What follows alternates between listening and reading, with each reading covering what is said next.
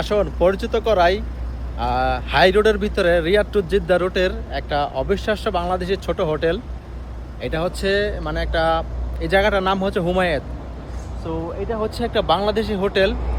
আমরা হাই রোডের ভিতরে যতই গাড়ি চালাই না কেন এই হুমায়েত হোটেলে এসে খাবার না খেলে আমাদের ভালো লাগে না, কারণ এটা হচ্ছে আমাদের বাংলাদেশি খাবার।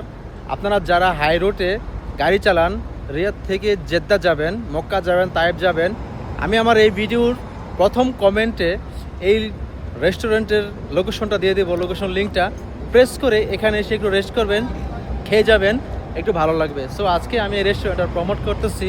আমার কাছে অনেকটা ভালো লাগে, কারণ এই রেস্টুরেন্টটা আমার অনেকটাই পছন্দ এবং আমরা সবাই সমস্ত ড্রাইভাররা এখানে খাবার খাই।